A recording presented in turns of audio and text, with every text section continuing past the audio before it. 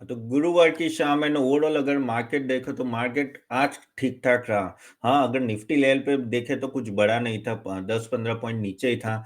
लेकिन ओवरऑल अगर small cap की बात करें, मिड कैप की बात करें, आज 1.5% से बढ़ा, 1.5 नहीं 1.3% से बढ़ा था, जो अच्छा रिलीफ रैली था। कल भी देखो तो कल यस्टरडे ऑल्सो काफ़ी हद तक ना काफ़ी सारे स्टॉक 5 से 10% मिड कैप और स्मॉल कैप लेवल पे भागे और आज भी भागे थे। तो ये कहते हैं ना एक रिलीफ लगा इन्वेस्टर को, चलो कुछ ना कुछ तो हिला, क्योंकि जिस तरह से स्मॉल कैप मिड कैप गिरे भाई साहब ना, यानी सबके पोर्टफोलियो 30-40% गिर गए थे अगर उनका मिड कैप स्मॉल कैप पे ज्यादा एक्सपोजर था।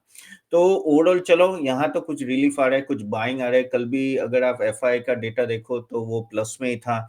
सो दैट इज व्हाट, अगर सेटल डाउन होता है तो बहुत अच्छा है अपने के लिए। लेकिन हाँ, कोई ट्रिगर दिख नहीं रहा, but we have to wait आगे कैसे होता है।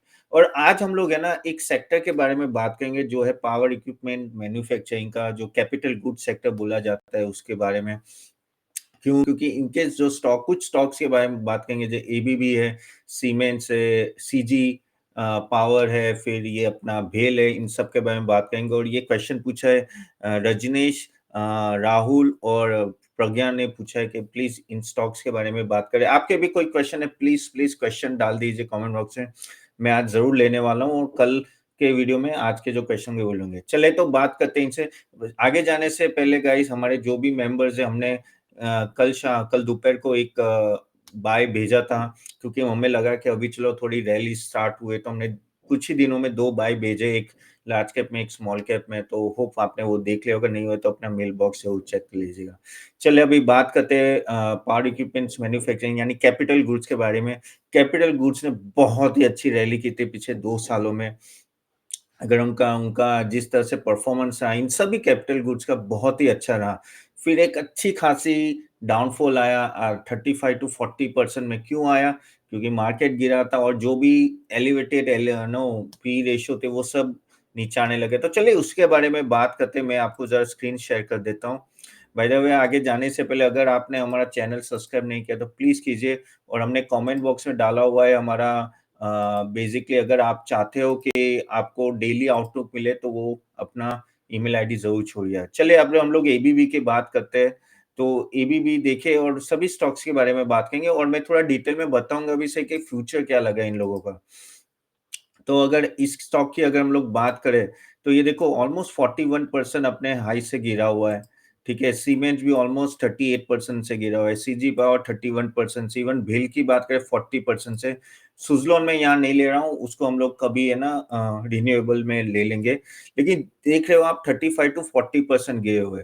और ये स्टॉक्स ने अच्छा परफॉर्म किया था, ऐसा नहीं कि नहीं। अगर आप इन लोगों का परफॉर्मेंस भी देखो ना, तो अगर हम लोग यहाँ से देख लेते हैं। सो अगर हम लोग ओवरऑल सीएजीआर रिटर्न देखते हैं, तो अगर 3 साल का भी रिटर्न देखो इन सब का, तो सीमेंस का 27 है, एबीबी का 34 है, सीजी का 50 है एंड ऑलमोस्ट बेल का 56 है।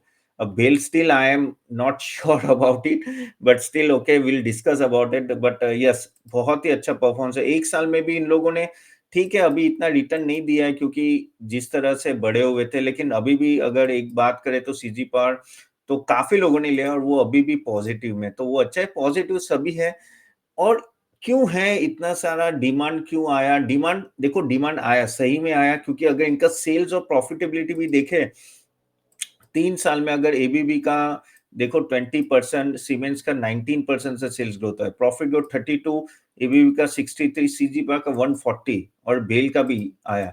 भेल का क्या है कि नेक्स्ट 2 साल में बोल रहे हैं कि बहुत ही अच्छा रहेगा। काफ़ी सारे कह सकते हैं कि एनालिस्ट भी उसमें बुलिश है। बुलिश यानी कुछ एनालिस्ट बुलिश है कि यहाँ से उनका सेल्स अच्छा खासा बढ़ेगा क्योंकि उनके पास ऑर्डर बुक अच्छी खासी है। लेकिन वो ये कि ये अभी अगर आप वैल्यूएशन देखोगे तो आपको बहुत हाई लगेंगे, क्योंकि अगर इसका वैल्यूएशन अगर हम लोग अभी भी देखें तो लेट्स अस, क्योंकि ये कैपिटल गुड्स है तो ईवी बाय ईबिटा देखो, तो देखो 40 इवन सीजी का 65 बहुत हाई है, बेल का 44 है। और अगर आप लोग पी रेशियो भी देखो, बेल का अभी भी 134, एक समय पे वो 250 तक चला गया था। Okay, even cement 78, ABB 60, CG अभी भी 97। ये किसी भी मामले में कम पी रेशियो नहीं है, ये वैल्यूएशन हाई है, ये बहुत ही प्रीमियम्स में चल रहा है। और मुझे पता है ये काफ़ी सारे रिटेल इन्वेस्टर इन सब स्टॉक्स में डाला है और रिटर्न भी अच्छा कमाया है, लेकिन ये प्रीमियम मिलेगा क्योंकि डिमांड ऐसी है। क्योंकि नहीं तो आपका इतना सेल्स ग्रोथ नहीं होता है और आगे जाके भी देखो पावर इक्विपमेंट्स में ग्रोथ इसलिए रहेगी क्योंकि ये लोग ऐसा नहीं है कि सिर्फ भाई यहाँ ये लोग रेलवे को भी सर्विस देते, इंडस्ट्रीज को सर्विस देते, इवन रिन्यूएबल सर्विस में भी वहां सर्विस देते, तो हर जगह इनके इंडस्ट्रियल में काफी हद तक उनके प्रोडक्ट्स जाते हैं, तो इसके वजह से डिमांड तो रहने वाली है। बस वही है कि वैल्यूएशन फैक्टर आपको हमेशा देखते रहना पड़ेगा कि क्या है, क्योंकि वैल्यूएशन ऑफ कोर्स स्ट्रेस्ड है इसलिए वो आए, लेकिन काफी हद तक 35-40% जब गिरते हैं ना, तो आप कह सकते हो कि हाँ एक वैल्यूएशन एक लेवल, एक अच्छे लेवल पे आए, जिससे कह सकते हैं कि हाँ भाई यहाँ से कुछ तेजी भी आ सकती है। लेकिन देखना रहेगा कि क्योंकि अभी 1-2 दिन में तो बढ़े, अगर मैं एबीबी की भी बात करूँ तो ऑलमोस्ट 4% आज बढ़ा था, सीमेंस थोड़ा बढ़ा नहीं है, ये सीजी 2% और बेल भी 2%। तो ये सब स्टॉक्स अभी 1-2 दिन में काफ़ी बढ़े हैं, काफ़ी यानी थोड़े 5% के आसपास बढ़े हैं। लेकिन यहाँ से क्या करना है वो इम्पोर्टेंट है, स्टॉक बुरे नहीं है। अगर आप किसी भी एंगल से देखोगे ना ये सब स्टॉक, अगर आप आरओई, आरओसी की लेवल पे भी देखो अच्छे खासे और इनके जितना मैं बस एक ये है कि बेल का अगर आप आरओई, आरओसी देखो तो 1.13, 3.37, जहाँ मुझे मैं पहले से बोल रहा हूँ कि I am not too much bullish on bell.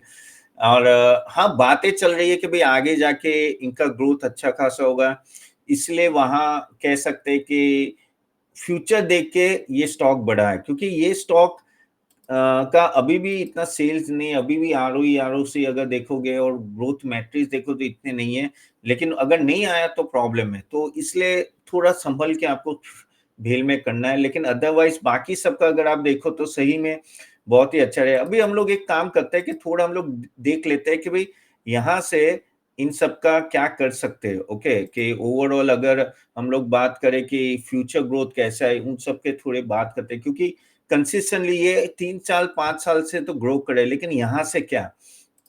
तो पहले एबीबी की बात करते हैं, तो एबीबी की बात करें तो इन लोगों का अभी जो ऑर्डर इनफ्लो है वो ठीक-ठाक ही है और आगे जाके भी बढ़ने वाले हैं, लेकिन बेसिकली यहाँ से ऑर्डर इनफ्लो आता जा रहा है, कैपेसिटी देखते रहना पड़ेगी क्या वो उस तरह के ऑर्डर्स रेंडर कर पाते हैं कि नहीं पाते। एक्सपेक्टेशन उनका है कि भाई हाई ग्रोथ 11-12% से उनका ऑर्डर बुक बढ़ते रहेगा, ओके, और ओवरऑल यहाँ से भी वो कहते हैं कि प्राइवेट कैपेक्स जो है ना वो बढ़ेगा। अभी तक क्या था कि गवर्नमेंट ने कैपेक्स बढ़ाए थे और इसलिए ये सब गवर्नमेंट देखो गवर्नमेंट कैपेक्स थोड़ा ठंडा हो गया था, क्योंकि बीच में पिछले 9 महीने में इलेक्शन काफ़ी आए थे, अभी वो बढ़ेगा। तो गवर्नमेंट का कैपेक्स बढ़ेगा, धीरे-धीरे बढ़ेगा, लेकिन उतना नहीं बढ़ेगा जैसे पहले सोच है, क्योंकि बजट में कैपेक्स का इतना एलोकेशन नहीं हुआ, ज़्यादा टैक्स एग्जम्पशन दिए। लेकिन प्राइवेट कैपेक्स अगर बढ़ता है पोस्ट बजट, जो बजट तो चला गया, लेकिन ओवरऑल एक 6-7 महीने में तो इन सबको ज़्यादा फ़ायदा होगा, खास करके power generation, automotive, food and beverages, data centre, railway, metro, pharma, अभी वो लोग हर जगह इक्विपमेंट्स देते हैं ना, तो बेसिकली इसके वजह से कह सकते हैं कि थोड़ा ग्रोथ यहाँ से रहेगा, लेकिन उतना भी नहीं रहेगा जैसे पहले था, तो थोड़ा मीडियम हो जाएगा, ओके। एंड ओवरऑल एबीबी का भी अगर आप गवर्नमेंट कैपेक्स के पॉइंट ऑफ व्यू तो 35-40% उनका ऑर्डर इन्फ्लो है ना वहां से आ जाता है, डायरेक्टली इनडायरेक्टली। अब वहाँ थोड़ा नरम पड़ा है, इसलिए वहाँ थोड़ा एबीबी में उसके लिए नेगेटिव भी गया था। अगेन ओवरऑल बैकलॉग जो है उनका ऑलमोस्ट 9,400 करोड़ का जितना बैकलॉग है, 12% का ईयर ऑन ईयर उनका ग्रोथ किया था। तो यहाँ से थोड़ा कह सकते हैं कि सबड्यूड रहेगा, इसलिए ये वैल्यूएशन थोड़ा रीजनेबल बन रहे हैं, क्योंकि उस तरह से ग्रोथ नहीं है, तो ये चीज आपको ध्यान में रखनी है। Don't expect the same type of rally which has happened in last 2 years. अगर उस तरह से आप जा रहे हो तो थोड़ा संभल के जाना। कैपिटल गुड्स में आपको डिसेंट रिटर्न मिल सकते हैं, जैसे एबीबी है डिसेंट रिटर्न, लेकिन उस तरह का एक्सेप्शनल रिटर्न थोड़ा यहाँ से थोड़ा देखना पड़ेगा, ओके। ओवरऑल अगर हम लोग सीमेंट्स की भी बात करें तो वहां भी शॉर्ट टर्म कॉशियस रहना पड़ता है, क्योंकि प्राइवेट और इंडस्ट्रियल कैपेक्स उस तरह से नहीं बढ़ा है, आगे जाके बढ़ने की बात हो रही है। एंड लॉन्ग टर्म ग्रोथ में कोई प्रॉब्लम नहीं है, पब्लिक कैपेक्स भी बढ़ रहा है, वो भी मेट्रो, रेलवे, यूटिलिटीज वहां काफी हद तक नो सर्विस रेंडर करते हैं। लेकिन एक ही चीज है कि यहाँ भी इनका जो पी रेशियो है वही है, काफी हाई है, जो एबीवी का भी था, तो यहाँ से आपको कह सकते कि यहाँ से अगर 40 से 45-50% और अगर गिर गया तो आपके लिए ज्यादा अच्छा रहेगा। थोड़ा थोड़ा करके बाय कर सकते हैं, कोई दिक्कत नहीं है, क्योंकि ओवर द टाइम इन लोगों ने डिसेंट रिटर्न दिया है और इस तरह की लार्ज कंपनी बन गई है, तो मुझे कोई प्रॉब्लम नहीं है। लेकिन हाँ, अल्फा रिटर्न के लिए थोड़ा प्रॉब्लम रहेगा।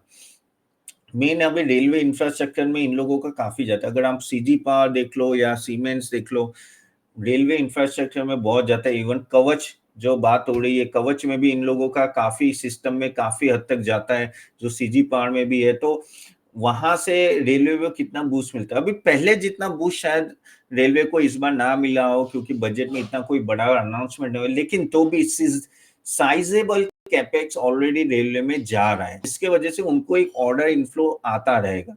तो सीमेंट्स का अगर देखो तो ये जो मेट्रो का भी अगर आप देखो, सिटी वाइज काफी अलग अलग सिटी में मेट्रो आ रही है, तो वो भी उनको फायदा हो रहा है। तो सीमेंट्स का भी है, सबड्यूड आउटलुक है, लेकिन हाँ, ओवर द टाइम इट में ग्रो।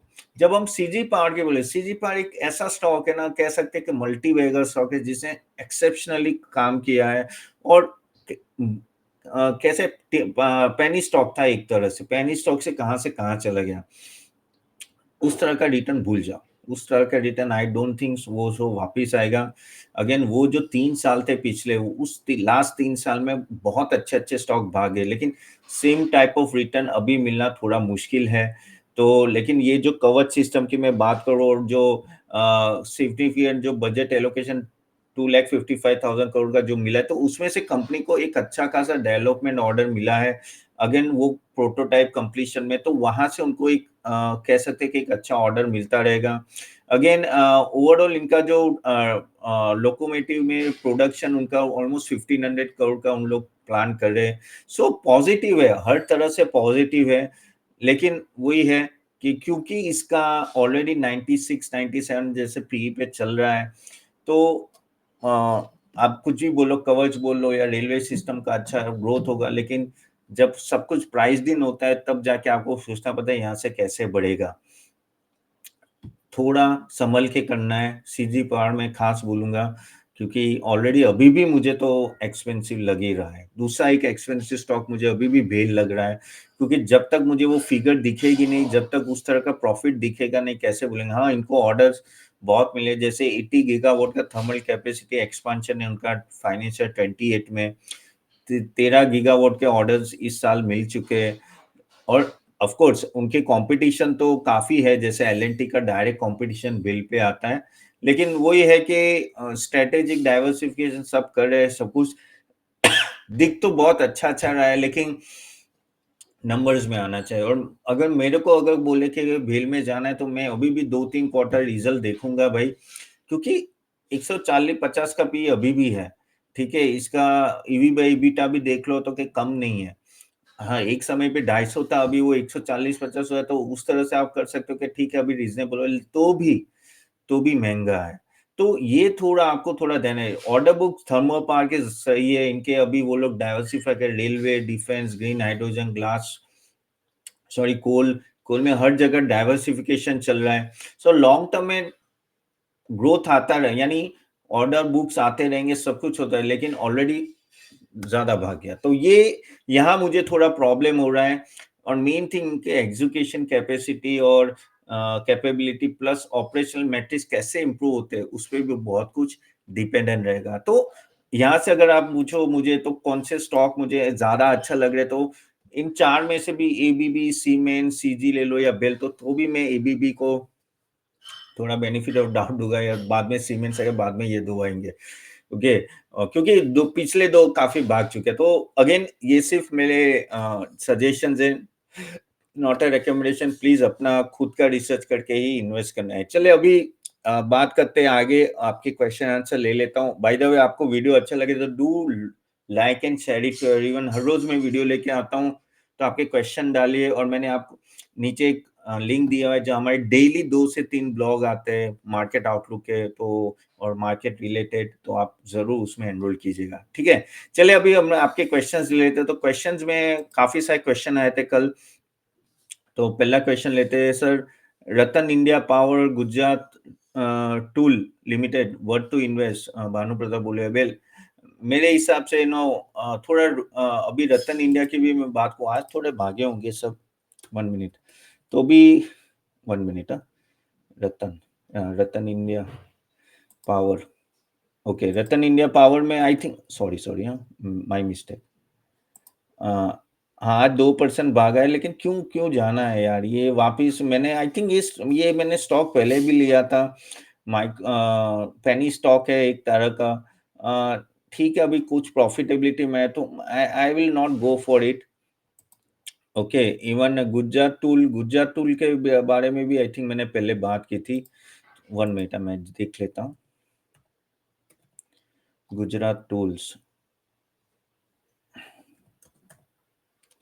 ओके, आई थिंक मेरे को मिल नहीं रहा है। ठीक है, मैं बाद में देख लूंगा। चलिए, दूसरा ले लेते, लेकिन रतन इंडिया में मत मत जाइए, मत जाइए। Okay, then India need FM like Chidambaram, RBI governor like Raghuram Rajan. अभी देखो, सीतारमन है, अभी वही है भाई, 5 साल से तो वही है। सबसे ज्यादा बजट उन्होंने प्रेजेंट की। अभी क्या कर सकते हैं भानु प्रताप जी, अभी जो है उससे चलाना पड़ेगा। लेकिन इस बार जो आया बजट, तो भी भानु प्रताप जी मुझे ठीक ठाक ही लग रहा है, इतना बुरा भी नहीं है। कंपैरेटिवली कंजम्पशन वो सब बढ़ेगा। नेक्स्ट क्वार्टर ऑनवर्ड्स हमें देखना पड़ेगा किस तरह से बढ़ता है। ये जो 12 लाख का एग्जम्पशन मिल रहा है उसमें होपफुली अगर एफएमसीजी और वहां से नीचे के लेवल पे अगर रूरल और अर्बन एरिया में बढ़ेगा तो आगे जाके बेनिफिट होगा। ओके, टेस्ला की बात है, Indian roads are not suitable for Tesla. अब टेस्ला तो हाँ यार, लेकिन सुना है 21 लाख की गाड़ी लेके आ रहे हैं। अब वो अगर सही है तो भाई बहुत ही सस्ती गाड़ी है कंपेयर टू टेस्ला के ब्रांड के हिसाब से। अगर आई है तो भाई, अगर सही में 21 लाख में आएगी तो भाई टफ कंपटीशन मिलेगी। हाँ, क्योंकि 21 लाख में तो कोई भी ले लेगा। टेस्ला एक ब्रांड ही ऐसी है यार। तो 21 लाख तो कंपटीशन तो आएगी टाटा मोटर्स के पास, सबके साथ, एम लेकिन अभी वो देखना रहेगा। जैसे कल वो बात चल रही थी कि ट्रम्प बोल रहे कि नहीं नहीं, टेस्ला यहाँ कंपनी सेटअप नहीं करेगा, ये वो बातें चल रही थी। अब पता नहीं वो डायरेक्ट लाएंगे और कितना उन पे टैक्स लगेगा, वो सब अपने को पता नहीं है। लेकिन हाँ, ओवरऑल अगर आप देखो ना तो कंपटीशन तो बढ़ेगी सबके लिए, टाटा मोटर्स, एम सबके लिए। दीपक पूछ रहे कि भाई टाटा मोटर में क्या तेजी आएगी? वे टाटा मोटर में ऑनेस्टली देख लो, 1-2 महीना और देख लो, ये किस तरह से। मैं तो रुकूंगा 31 मार्च तक कि भाई ट्रम्प क्या बोल रहा है, क्या टैरिफ लगा रहा है। उससे पहले करने की कोई जरूरत नहीं है दीपक जी, थोड़ा राह देख लो। देन अजीत साहू, आयशा मोटर्स में मैं कोई भी, अगर अगर आप मुझे पूछोगे कि भाई ऑटोमोबाइल सेक्टर में क्या करना है, तो मैं थोड़ी राह देखूंगा, क्योंकि इतनी जल्दी करने की आपको जरूरत नहीं। अभी क्या आने वाला है हमें पता नहीं है। 31 मार्च तक राह देख लो। सेकेंड को रेसिप्रोकल टैक्स लगे तो उसमें हमें पता चलेगा। ओके, देन कोल इंडिया लेना चाहिए। कोल इंडिया अभी नहीं। कोल इंडिया, क्योंकि मेटल में अभी थोड़ा डिविडेंड के लिए लेना है तो ठीक है, but still I I will avoid metal here. क्योंकि मुझे अभी भी लग रहा है कि ये जो जो भी अभी सिचुएशन है वो अभी थमी नहीं है। आगे जाके और भी इश्यूज आ सकते हैं। और कोल इंडिया ऑलरेडी अच्छा खासा चला था, लेकिन डिविडेंड पर्सपेक्टिव आपको लेना है तो ठीक है, बट उससे कुछ बड़ा वेल्थ क्रिएशन नहीं होगा, वही मेरी दिक्कत है यहाँ। ठीक है, दूसरा एक क्वेश्चन ले लेते हैं, लास्ट क्वेश्चन। अच्छा, discuss about Manappuram group and Tejas सोलंग। Tejas network long term no. Manappuram group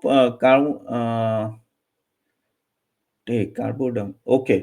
इसमें तेजस के लिए तो मैं लॉन्ग टर्म के लिए ना बोलूंगा। I think better stocks available है बालाजी। और मैं ये आपने जो स्टॉक दिया है, मैं जरा देख के मैं आपको बताता हूँ नेक्स्ट टाइम तक, ओके, क्योंकि मैंने एनालिसिस नहीं किया है उसका।